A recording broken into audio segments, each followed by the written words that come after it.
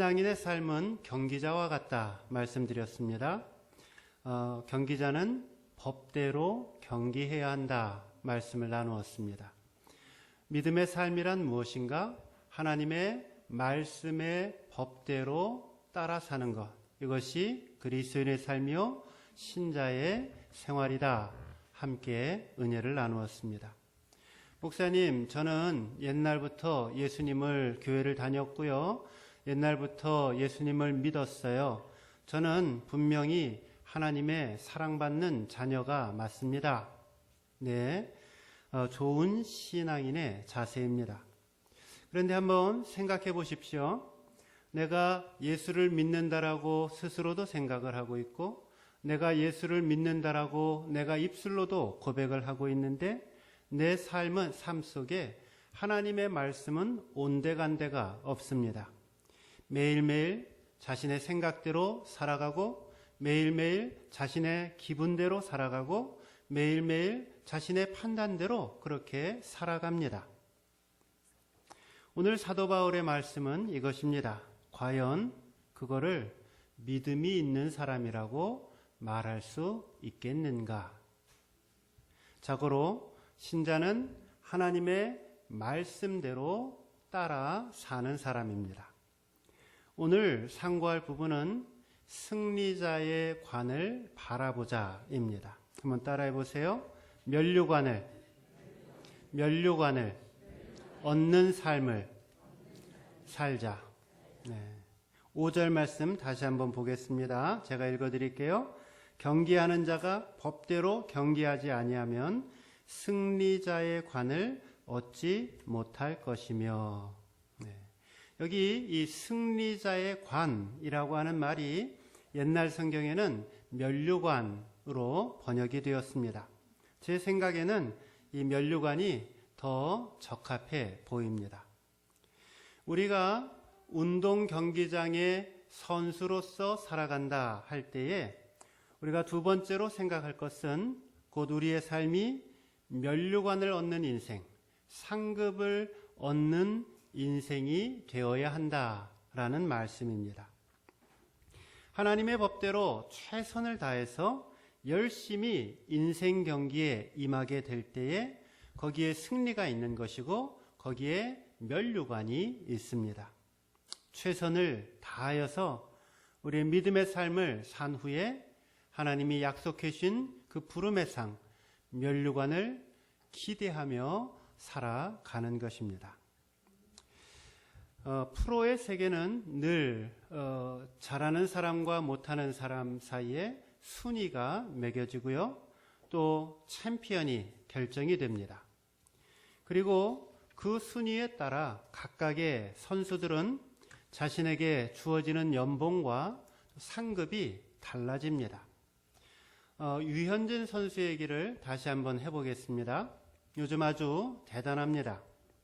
다승, 승리를 제일 많이 한 투수이고, 또 승률도, 이기는 확률도 제일 높은 선수이고, 또 경기당 점수를 내주는 ERA라고 하는 것도 제일 방어율이 좋습니다. 각종 지표에서 메이저리그에서 1등을 달리고 있습니다. LA 현지에서 요즘 유현진 선수를 놓고 팬들 사이에서 한창 뜨거운 논쟁이 있습니다. 그것은 LA 다저스 구단이 작년에 이 유현진 선수와 계약을 하게 되었는데 그 계약을 구단이 잘못했다라고 지적하는 것입니다. 유현진 선수에게는 작년에 자신에게 7년 만에 찾아온 단연 계약을 할 수 있는 기회가 주어졌습니다.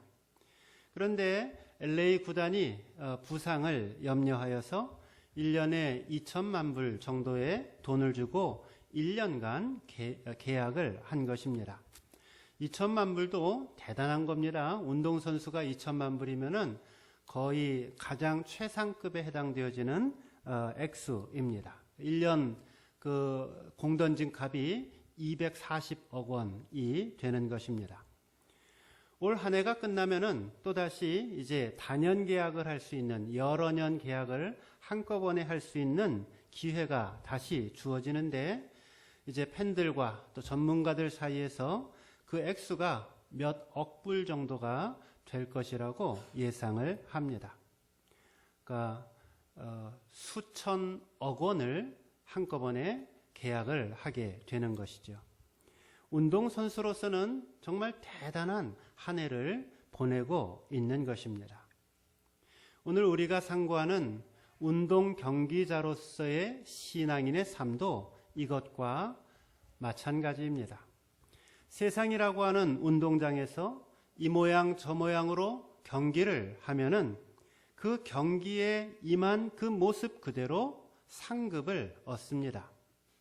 다시 말하면 우리가 이 세상에서 행한 그 모든 일들에 있어서 하나님께서 그 행한 대로 갚아 주시겠다 말씀합니다. 마태복음 16장 27절의 말씀입니다. 인자가 아버지의 영광으로 그 천사들과 함께 오리니 그때에 각 사람이 그 행한 대로 갚으리라 라고 말씀합니다. 그러니까 하나님이 심판날에 우리의 삶에 살아왔던 삶의 모습들을 있는 그대로 계산하신다라는 말씀입니다. 그렇습니다. 우리가 이 땅에서 경기자로 열심히 뛸 때에 그것은 결코 헛된 삶이 아닙니다. 면류관은 그냥 주어지는 것이 아닙니다. 고린도후서 9장 6절에 보면 이것이 곧 적게 심는 자는 적게 거두고 많이 심는 자는 많이 거둔다 하는 말이로다 라고 기록합니다. 충성을 다하지 아니하고 면류관을 기대하는 것, 그것은 잘못된 것입니다. 최선을 다하지 아니하고 하늘의 상급을 기대하는 것, 그것도 잘못된 것입니다. 오늘 나에게 주어진 인생의 길에서 하나님의 말씀의 법대로 최선을 다하여 내 인생을 살아간 후에 하나님 주시는 그 면류관 바라보며 나아갈 수 있기를 바랍니다. 지금은 은퇴를 했지만은 농구의 황제를 가리켜서 100이면 100 다 마이클 조단이라고 하는 사람을 이야기를 합니다. 그가 현역으로 경기를 하였던 20년 전만 하더라도 그를 능가할 선수는 아무도 없었습니다. 6번이나 자기가 속한 시카고 불스를 챔피언 자리에 오르게 했습니다. 그리고 자신도 10번의 득점왕을 10년 동안 득점왕을 하였고 5번의 MVP를 차지하였습니다. 문자 그대로 농구의 황제입니다. 저도 미국에서 생활을 할 때 이 마이클 조던의 경기를 본 적이 있었는데 그의 환상적인 경기 운영은 보는 사람들의 심장을 멎게 할 정도였습니다. 그런데요, 사실 이 마이클 조던은 어릴 적부터 또 청소년기에는 그렇게 뛰어난 농구 선수가 아니었습니다. 고교 시절에 자신이 속한 그 고등학교의 농구팀에 선발되지 못해서 좌절감에 목 놓아 울기도 했습니다. 또 가까스로 들어간 농구팀에서 주전이 되지를 못하여서 주전이 되지 못하면 뭐를 해야 되죠? 늘 주전자를 가지고 다녀야 했습니다. 코치로부터 농구를 그만두고 너는 군대에나 들어가라 라는 이야기도 들었습니다. 이제 그 어려운 청소년기의 모든 시절들을 다 극복하고 이제 마이클 조던이 농구의 전성기였던 시대의 한 해였던 1994년도에 자신의 자서전을 씁니다. 그 책의 이름은 I cannot accept not trying 이라고 하는 책입니다. 나는 결코 도전하는 것을 멈출 수 없어요. 나는 결코 다시 시도하는 것을 멈출 수 없어요 라고 하는 책입니다. 그는 이 책에서 자신의 어린 시절에 그 힘들었던 경험이 오히려 약이 되었다라고 이야기를 합니다. 그리고 그 책에서 다음과 같이 말합니다. 최고가 되기 위한 목표를 향해 작은 목표를 정하고 한 걸음씩 전진해 가라. 무엇인가를 이루려면 다른 방법은 없다. 최고가 되려면 대가를 지불해야 한다. 경기에서 경이적인 성적을 얻으려면 그만큼 연습에 피땀을 흘려야 한다라고 말했습니다. 그렇습니다. 위대한 선수, 정말 세상을 감동시키고 세상을 놀라게 하는 그러한 위대한 선수는 하루아침에 만들어지는 것이 아닙니다. 뼈를 깎는 고통과 인고의 세월을 지난 후에 그 결실을 맺게 되는 것입니다. 사랑하는 성도 여러분, 여러분 사시다가 넘어지셨습니까? 다시 일어나십시오. 부상을 당하셨습니까?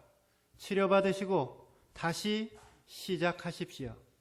이 세상에서 우리가 노력하여서 얻는 것, 그것은 우리 인생의 잠깐의 기쁨을 줍니다. 이것도 자랑스러운 것이고 이것도 영광스러운 것입니다. 그런데 얼마 있지 않으면 빛이 바라고 썩어질 면류관들입니다. 우리는 썩을 면류관을 위해서 달려가는 사람들이 아닙니다. 썩지 아니할 하늘의 면류관을 바라보며 살아가는 사람들입니다.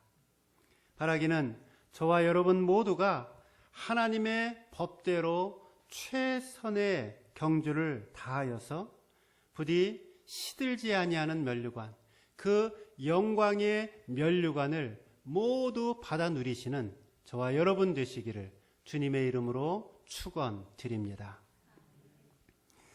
이제 농부의 비유의 말씀을 함께 상고합니다. 여기 농부처럼 살아야 한다라는 이 말씀은 우리에게 두 가지 말씀을 전달해 줍니다. 6절 말씀 보십시오. 6절 한 목소리로 함께 읽겠습니다. 6절 시작.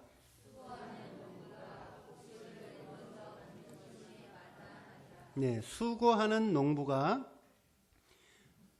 곡식을 먼저 받는 것이 마땅하니라. 네.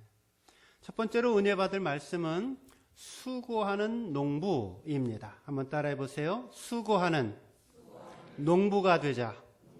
네. 우리 성도님들 가운데 몇 분들이 지난 2주 동안 예배 마치고 점심 식사한 후에 밭에 가서 몇 가지 작물들을 수확하셨습니다. 성도님들에게 나누어 주고 그리고 그 집사님도 도와드리고 하면서 그렇게 시간들을 보냈습니다. 30분, 1시간 잠시 잠깐 하는 것이어서 그것이 기분이 좋을 재미도 있었겠지만은 더운 날 조금만 힘을 써도 땀이 나고 몸에 열이 생깁니다. 저는 농사는 잘 알지 못합니다. 그런데 생각하는 것만으로도 우리의 식탁에 올라오는 쌀이며 혹은 각종 채소들이 이 농부들의 많은 정성에 의해서 올려지고 있다라는 것을 잘 알고 있습니다. 농부에게 배워야 할 것이 있는데 그것은 심은 대로 거두고 심은 대로 뿌린 대로 거둔다라는 사실입니다. 상추 씨앗을 집어넣고 쑥갓을 기대할 수 없다라는 것이죠. 밭에서 따온 게 뭐죠? 상추 말고 또 아욱을 심어놓고 쑥갓을 기대할 수 없다라는 겁니다. 말씀드렸어요. 저는 농사에 대해서 잘 모릅니다. 지난주에 가는데 저쪽 파는 왜 이렇게 시들었어 그랬더니 차에 타고 있던 사람들이 목사님 그건 파가 아니라 마늘입니다 그러더라고요. 잘 모릅니다. 네. 농부에게 배워야 할 것, 그것은 심는 대로 거두고 뿌린 대로 거둔다라는 것이죠. 농부는 수고를 많이 합니다. 농부가 조금만 게을러도 농사를 망치게 되기 때문에 좋은 농부의 덕목은 부지런함입니다. 쌀 한 톨이 밥상에 올라올 때까지 농부의 손길이 무려 80회나 그 정성스러운 손길을 거친다라고 이야기를 합니다. 마찬가지입니다. 우리 그리스도인들도 수고하는 농부가 되어야 합니다. 한번 스스로에게 질문을 해보세요. 나는 과연 오늘 농부된 그리스도인으로서 내 삶 속에 내가 하나님을 위해서, 주님을 위해서 수고하고 있는 삶의 영역이, 믿음의 영역이 과연 있는가를 질문하셔야 합니다. 부지런하셔야 됩니다. 게을러서는 농사를 지을 수가 없기 때문입니다. 충성된 사람, 하나님이 쓰시는 사람, 하나님이 인정하시는 사람, 그들은 매일의 삶 속에서 이 수고의 땀방울을 흘리는 사람들입니다. 한 번은 S전자회사에서 창사 기념 행사로 임직원 12,576명을 대상으로 설문조사를 했습니다. 조사의 내용 가운데 이런 항목이 있습니다. 상사가 선호하는 부하 직원의 성향은 어떤 것인가? 라는 항목이었습니다. 여러 개의 항목 중에 하나입니다. 했더니 2.1%가 부하에 대한 리더십을 꼽았습니다. 자기 밑에, 자신보다 밑에 있는 사람들을 어떻게 다루는가 100명 중에 2명이었습니다. 그 다음에 11%가 분위기 메이커라고 이야기를 했습니다. 자신이 속해 있는 그 공동체, 그 부서 내에서 분위기를 띄우고 사람들을 즐겁게 하고 흥을 돋우는 사람, 그것이 부하 직원으로서 아주 좋은 자질이다. 이렇게 한 사람들이 11%였습니다. 그리고 똑똑함, 이것이 15%였습니다. 그러니까 부하 직원이 있는데 매일 가르쳐야 되고 복사는 어떻게 해야 되고 컴퓨터는 어떻게 만져야 되고 매일 가르치면 힘드니까 그 부하 직원들이 똑똑하기를 15% 정도가 원했습니다. 그 다음에 자신감이 있었는데요. 자신감이 18%였습니다. 뒤로 물러나지 아니하고 못한다라고 얘기하지 않고 모른다라고 얘기하지 않고 부딪히고 또 극복하고 해결하고자 하는 그러한 태도를 꼽았습니다. 제일 많이 나온 항목이 있는데 그것이 31.9%가 나왔는데 그것은 부지런함이었습니다. 그러니까 자신과 함께 일하는 사람들이 부지런하기를 원한다라는 것이죠. 모든 관리자들은 성실한 사람들을 찾습니다. 게으른 사람을 좋아하는 사람은 아무도 없습니다. 제가 신학생들한테 가끔 강의를 하다가 정신교육을 할 때 이런 이야기를 합니다. 여러분 그 교회에서 목회자가 담임 목사의 목회를 돕기 위해서 부사역자를 함께 쓰는 것이고 전도사님을 함께 쓰는데 제 친구 목사님들이나 제 경험, 지금 저의 경험은 아닙니다. 저의 과거의 경험을 돌이켜 볼 때 목회하는 데 있어서 한 60% 이상은 성도들에게 힘을 써야 되는데 목회자들한테 에너지를 다 뺏긴다라는 그러한 이야기들을 한다라는 거죠. 실제로 그래요. 많은 교회들이 함께 일하는 동역자들과 또 함께 일하는 사역자들이 담임 목사의 목회를 도와서 함께 하나님의 영광을 위해서 나아가야 되는데 목회자가 오히려 다른 사역자들을 돌보고 있다라는 거죠. 원래대로 하면은 목회자와 사역자들이 함께 힘을 모두어서 성도들을 돌봐야 되는데 이상하게 바뀌어져 가고 있는 것이죠. 그러면서 제가 하는 이야기 중에 이제 신학교회 일반 교회에 가서 실습을 해야 되는 젊은 친구들이니까 이런 얘기를 합니다. 한번 생각을 해보세요. 여러분들이 편의점에서 아르바이트를 한다라고 한번 생각을 해보세요. 아르바이트를 하는데 시간이 9시부터 아침 9시부터 저녁 9시까지 일을 한다라고 생각을 해보세요. 근데 여러분들이 한 9시 한 10분쯤 그렇게 편의점에 나타났다라고 한번 생각을 해보세요. 어떤 일이 벌어질까요? 근데 그것을 한 번만 그런 게 아니라 어떤 때는 9시 10분, 어떤 때는 9시 반, 어떤 때는 10시 이렇게 나타나면서 편의점 일을 한다라고 생각을 해보세요. 일주일도 안 돼서 당연히 쫓겨나겠지요. 라는 이야기를 합니다. 그래서 제가 아주 구체적으로 얘기를 해요. 여러분 교회에서 행사를 할 때, 여러분 교회에서 무슨 일들을 할 때 목사님보다 먼저 가서 불도 좀 켜시고 바닥도 좀 쓰시고 마이크도 좀 점검하시고 강대상도 좀 닦으시고 그렇게 하면 그러면 목사님이 여러분 매일같이 아마 업어주실 거예요 라고 그렇게 이야기를 한다라는 것이죠.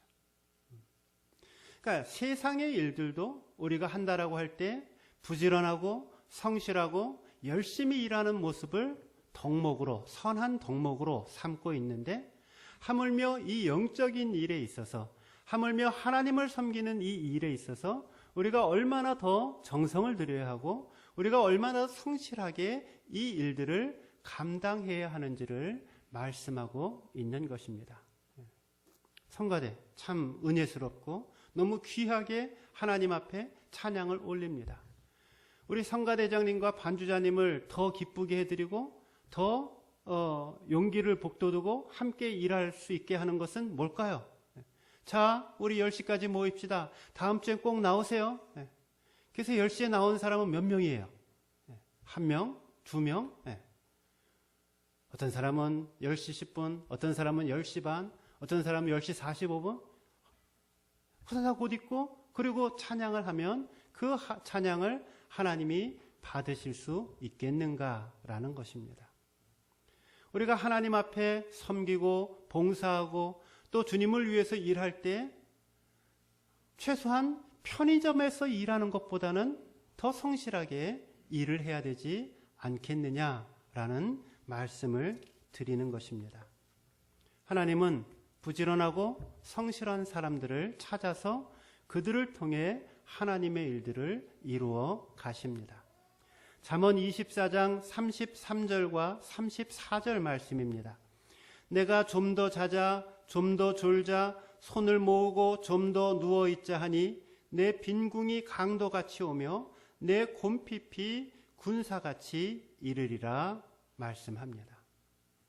게으른 자들은 하나님이 쓰시지도 않을 뿐더러 그 삶에 빈궁이 찾아오고 곰핍이 군사같이 이른다라고 말씀합니다. 그래서 사도 바울은 로마서 12장 11절에서 부지런하여 게으르지 말고 열심을 품고 주를 섬기라고 우리에게 권면합니다. 예배에 참석하는 우리의 태도도 조금 더 발전이 되었으면 좋겠습니다. 많은 분들이 예배 때 우리 예배가 11시 예배이죠. 그리고 예배 때 우리가 찬양을 10시 45분부터 해요. 사람들이 많이 오든 많이 오지 않든 제가 10시 45분부터 찬양을 하라고 그렇게 부탁을 드렸어요. 그래서 우리가 그렇게 찬양을 합니다. 왜 찬양을 할까요? 그 찬양을 하면서 하나님 앞에 드리는 우리의 예배, 하나님 앞에 드리는 이 예배가 하나님을 진정 만나고 우리의 영혼이 활짝 열려서 살아계신 주님의 은혜 가운데 풍성하게 거하기 위해서 찬양으로 하나님 앞에 먼저 나아가는 것입니다. 더하면 혼낸다라고 할 것 같아서 일찍 나오셔서 같이 예배 찬양에 동참하시고 예배를 준비하시고 마음을 준비하시고 하나님을 은혜 가운데 만날 수 있도록 그렇게 주님 앞에 나아갈 수 있기를 바랍니다. 그래서 정말 늦게라도 오면 그것도 고맙고 감사하고 막 격려가 되어지고 막 잘했다 내가 칭찬은 해주지만 그래도 조금 더 우리가 성숙한 모습으로 우리의 신앙의 모습이 바뀌어져 가기를 바랍니다. 바라기는 저와 여러분 모두가 인생의 모든 일들에 있어서 그리고 특별히 주님의 일을 함에 있어서 부지런히 열심을 내시고 땀을 흘리시는 건강한 농부의 삶을 살아가시기를 주님의 이름으로 축원드립니다. 두 번째는 기다림입니다. 농부처럼 산다라고 하는 말에서 또 한 가지 우리가 생각해 보아야 할 의미는 기다림이라고 하는 말입니다. 농부처럼 씨를 뿌리는 수고도 필요하지만은 농부처럼 때를 기다리는 인내도 필요합니다. 농부는 기다림의 표상입니다. 농부가 씨를 뿌리고 그 다음날 수확하는 경우는 없습니다. 농부가 아무리 수고를 했다 하더라도 기다리지 않으면은, 인내하지 않으면은 열매를 맺을 수가 없습니다. 성급하여서 자신이 뿌린 그 씨앗을 들춰보고 뽑으면은 아무것도 결과를 얻을 수가 없습니다. 그래서 농부는 봄에 씨앗을 뿌리는 것이고 가을 때까지 인내하며 최선을 다한 후에 인내하며 기다리는 것입니다. 그 기다림이 열매를 연글게 하고 열매를 얻을 수 있게 합니다.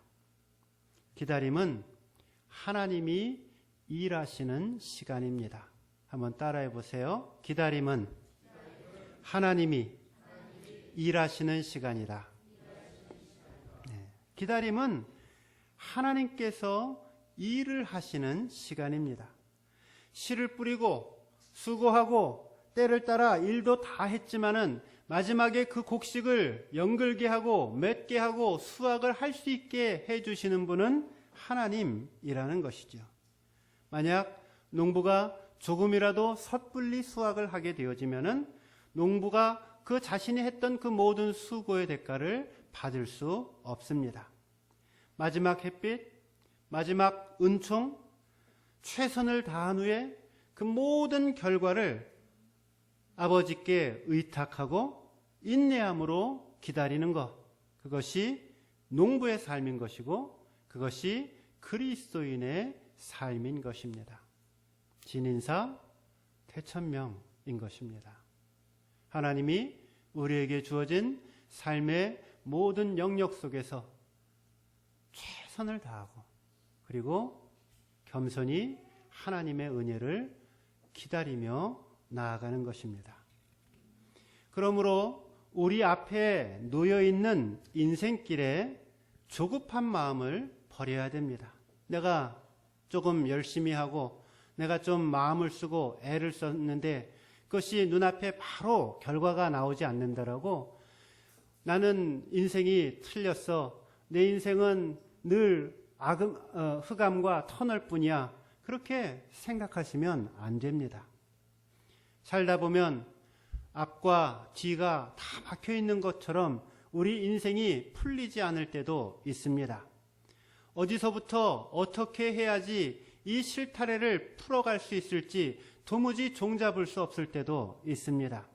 바로 이때 우리에게 필요한 것이 무엇인가? 그것이 인내라고 하는 성품입니다. 아무리 심고 아무리 가꾸고 아무리 애써도 열매가 잘 안 보인다 할지라도 낙심하지 말아야 할 것입니다. 하나님을 바라보십시오. 피곤하지 않으면은 하나님이 하나님의 때에 열매를 맺게 해주신다라는 것을 믿어야 합니다. 최선을 다한 후에 결과는 하나님께 맡기는 것입니다.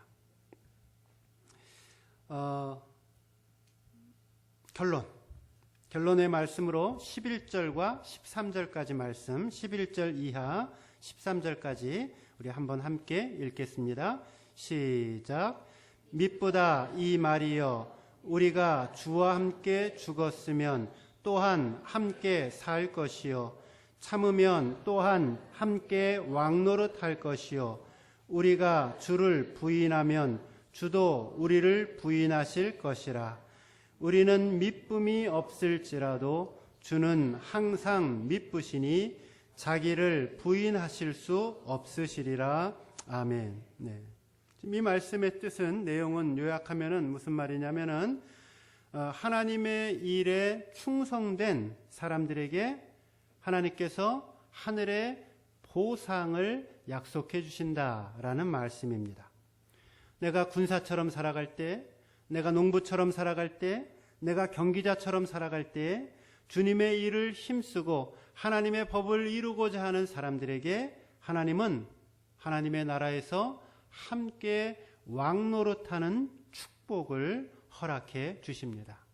11절 말씀 보세요. 여기 11절에 보면 주와 함께 죽었으면 또한 함께 살 것이요 라는 말씀이 있습니다. 자 보세요. 주와 함께 죽었으면 무슨 말이에요?